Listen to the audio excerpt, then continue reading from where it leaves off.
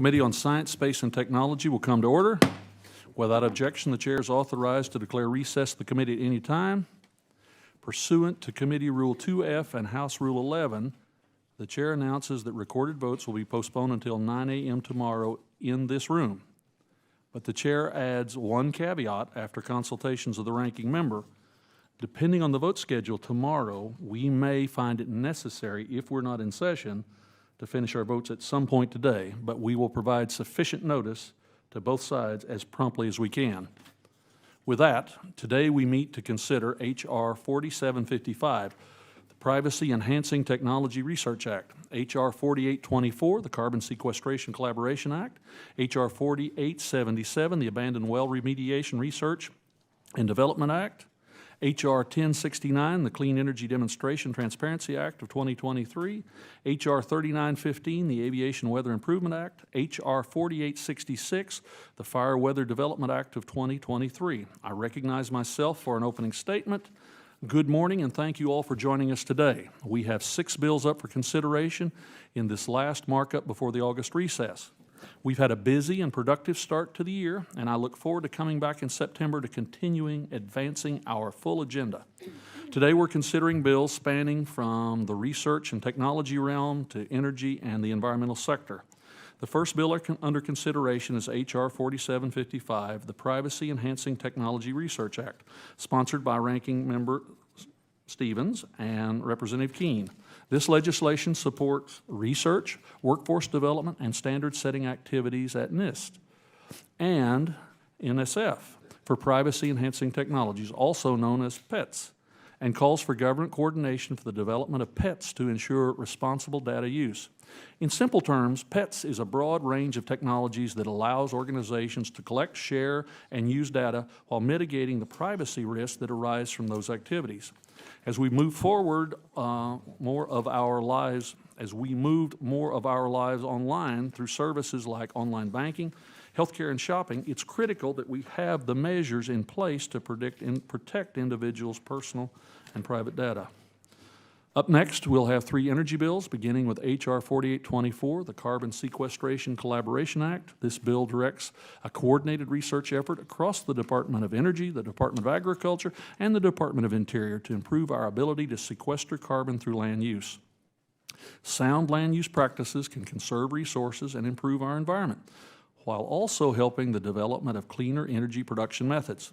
This bill will advance the research and development of our federal agencies on large-scale carbon sequestration opportunities and pave the way for additional solutions for a wide range of geographies and economic sectors. Many thanks to Representative Baird and Ranking Member Lofgren for sponsoring this important piece of legislation. Next, H.R. 4877, the Abandoned Well Remediation Research and Development Act by Representatives Lee and Bice. There are currently tens of thousands of known abandoned oil and gas wells across the country, including in my district, that leak methane, pose health and safety risks, and can pollute local groundwater. This legislation will help us identify new materials and advanced techniques to find and manage abandoned wells, which will ultimately lower overall cost incurred by state, local, and tribal communities undertaking these plugging efforts. Our third energy-related bill is by Representative Mike Carey's Clean Energy Demonstration Transparency Act of 2023, which I have co-sponsored along with Ranking Member Lofgren and Representative Williams. In the past, we've seen millions of dollars in taxpayer-funded demonstration projects be significantly mismanaged. H.R. 1069 will improve transparency in clean energy demonstration projects at the Department of Energy by expanding congressional reporting requirements for all demonstration projects managed by their new Office of Clean Energy Demonstrations.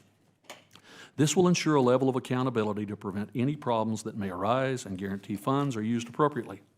Lastly, our 2 final bills are environmental related, focused on improving our weather forecasting capacities.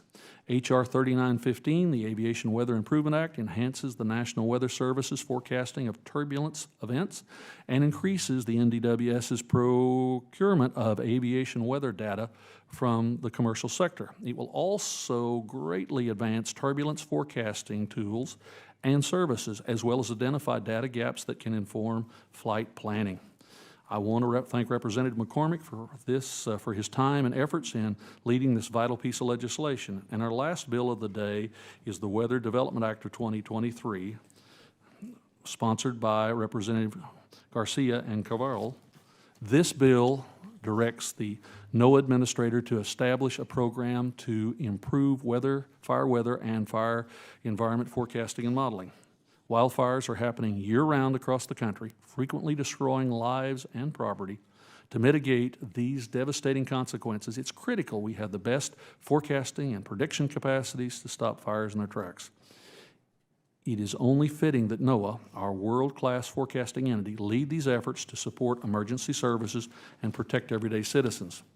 But we cannot forget that the many agencies involved in land management decisions and the actual fighting of active fires, as well as state and local emergency managers who have to coordinate their community's response to these severe weather events. That's why I'm pleased to see an interagency coordinating committee and a national advisory committee established through this bill to ensure that all parties have a seat at the table and federal tools or services have a direct pipeline to those who need them most. With that, I look forward to a productive markup today, and again, thank all our members for their hard work and bipartisanship in bringing these important bills to the table, and I look forward to continuing the good work.